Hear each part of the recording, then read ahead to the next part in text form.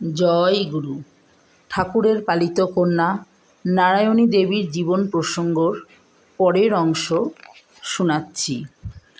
পুজোর জায়গায় ঠাকুর এসে পড়তেই মায়েরা দেবীর সম্মুখে ফল, দুধ, চিড়ে, মিষ্টি ছোট একটি থালায় সাজিয়ে দিয়ে গেলেন।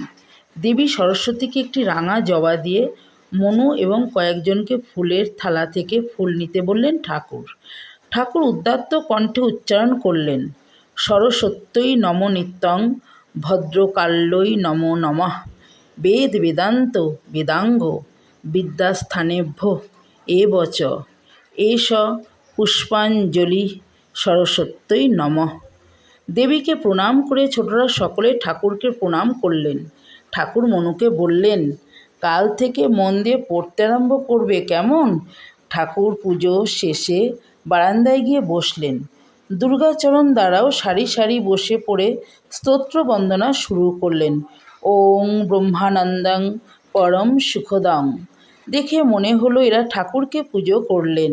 সব আয়োজন সরিয়ে ফেলে ঘরখানা পরিষ্কার করে ঠাকুর ছোট বড় সবাইকে বসিয়ে নিজেও মাঝখানে বসে পড়লেন। তারপর সবাইকে খাওয়ালেন সরস্বতী পুজোর ফলার, চিড়ে, দই, মিষ্টি, দুধ, ফল। ঠাকুর নিজেও সকলকে নিয়ে আনন্দ করে খাবেন, ইতিপূর্বে কখনো হয়নি। তাই মনু সরস্বতী পুজো আর বিদ্যারম্ভের দিনটি এই কারণে নীলাচল কুঠিরের ইতিহাসে অভিনব এবং অভিনব দুর্গাচরণ দাদেরও জীবনেও। এই দিন সন্ধ্যায় ঠাকুরের নির্দেশে মনু পাঠ করল সরস্বতী স্তোত্র। মঠের নিত্য নৈমিত্তিক স্তোত্র বন্দনাগুলি মনু ঠাকুরের কথা মতো আগেই মুখস্থ করা শুরু করে দিয়েছে। 1338 সাল এইভাবে শেষ হলো। ঠাকুর 1339 সালে আসাম মঠে রওনা দিলেন, সঙ্গে সুরমা, সরজুমা, মনু বা লিলু আর মনীন্দ্র ব্রহ্মচারী।